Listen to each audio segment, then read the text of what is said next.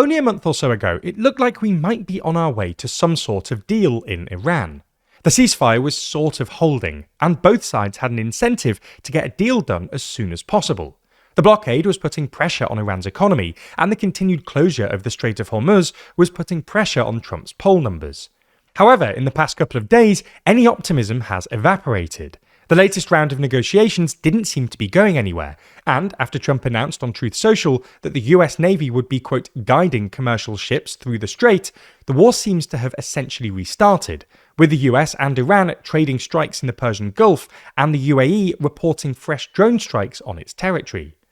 So, in this video, we're going to explain why the war has restarted, and why this leaves Trump with very few, if any, good options.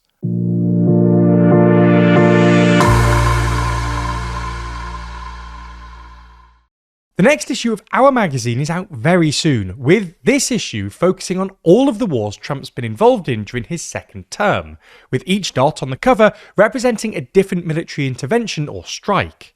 Inside, we run through each of the conflicts from Venezuela and Iran to Yemen and Ecuador, as well as us discussing what he's really doing. Pre-order your copy at toolong.news. So let's start with a quick recap of the events leading up to this. A good place to start is probably the ceasefire that was agreed early last month. At the time, there was some hope that this would lead to a more permanent deal, but negotiations stalled almost immediately. The fundamental issue was that the Trump administration basically repeated the same maximalist demands they had made during the last round of negotiations before the war. This obviously wasn't well received by the Iranians, who believe that the past couple of months have shifted the balance of power in their favour by proving that Iran can withstand the US militarily, and that Iran can wreak havoc with both the global economy and Trump's own poll numbers by exercising control over the Strait of Hormuz. The Iranians were thus expecting the US to make at least some concessions, so when they got Trump's offer, they basically just said no and restated their own maximalist demands. In an attempt to break this deadlock, a couple of weeks later, the US announced they would be imposing a blockade, basically banning all ships from going in or out of Iran's ports. This blockade essentially had two objectives. The first was to impose economic pain on Iran and the regime by denying them access to imports and, more importantly, by making it harder for them to export their oil, which had previously been flowing out of the strait at basically the pre-war rate. The second objective, however, was to reduce exports so much that Iran eventually runs out of storage and has to curtail production. This isn't straightforward, and the process of cutting oil and gas production can damage infrastructure and permanently reduce output capacity, especially if you actually have to stop production entirely, which is known in the industry as a shut-in. This essentially created a game of geopolitical chicken, with the US betting that Iran would blink first in order to avoid a crisis in its oil industry, or its economy more widely, and Iran betting that the Trump administration would blink first to avoid a global oil shortage and further damage to Trump's own poll numbers, which are now at all-time lows. And, well, it looks like the Trump administration essentially blinked first.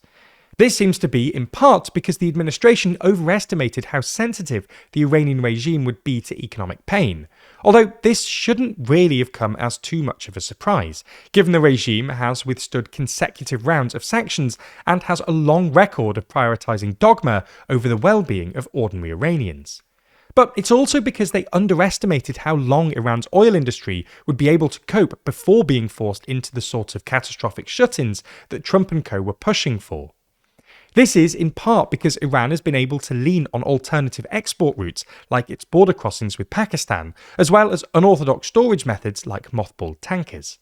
But it's mainly because, while Iran's oil industry is generally pretty decrepit, avoiding and managing shut-ins is almost the one thing they're good at, because they've had to do it a couple of times in the recent past.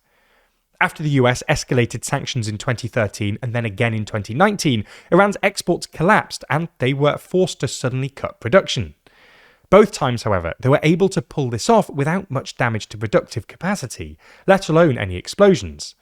In fact, Iran's total petroleum output, including not just crude oil but also condensate and natural gas, hit a 46-year high last year, which is more evidence to suggest that even a prolonged shut-in, like the one we saw after 2019, wasn't enough to permanently damage productive capacity. Anyway, this is why, in an attempt to break the deadlock and put even more pressure on Iran, on Monday, Trump announced that the US Navy would be escorting commercial ships in and out of the strait.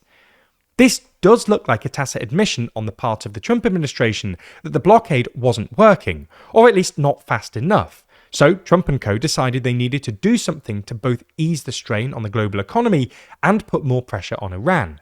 This naval escort plan was supposed to do both. By escorting tankers, Trump was presumably hoping to get some more oil onto the market and bring down prices. And by deploying US naval assets off the Iranian coast, he was presumably hoping to put a little more pressure on the regime and remind them that the US could restart the war if it wanted to. Trump was presumably also hoping that the Iranians wouldn't just attack the ships. This might sound somewhat optimistic, but in Trump's defense, Iran is at least somewhat conscious of global opinion, hence those Lego propaganda videos, which are clearly intended for a Western audience, and the optics of attacking ships that are nominally just there to help restart commercial traffic after 4 weeks of relative peace obviously aren't great. Unfortunately for Trump, the Iranians apparently decided that, bad as the optics might be, they just couldn't let the US reopen the strait, given that control over the strait is essentially Iran's main point of leverage, and when the first American ships approached, Iran attacked, with Iranian state media claiming on Monday that 2 missiles had hit their targets, although this has since been denied by the US. At about the same time, the UAE claimed that Iran had fired a number of drones towards its territory for the first time since early April. So, what happens next? Well, Trump is now running dangerously low on options. Military pressure, blockades, naval escorts, none of this has been enough to convince the Iranians to accede to Trump's demands. Maybe Trump and co can find another creative way to ramp up the pressure, but if not, he'll then either have to make concessions to the Iranians to get a deal that reopens the strait, or just stick with the status quo, even if that means tacitly accepting Iran's control over the Strait of Hormuz and risk further damage to the global economy. There's much more to discuss here though, with this being just one example of Trump's international influence and escapades.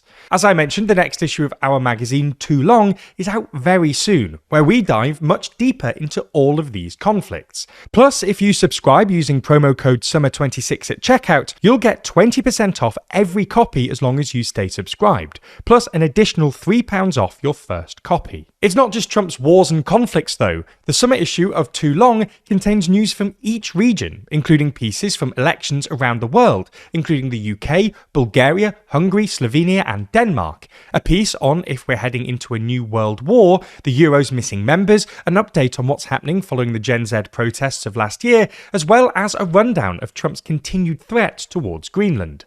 Speaking of Greenland, if you didn't already know, we visited Greenland earlier in the year to film a series called What's the Big Deal with Greenland?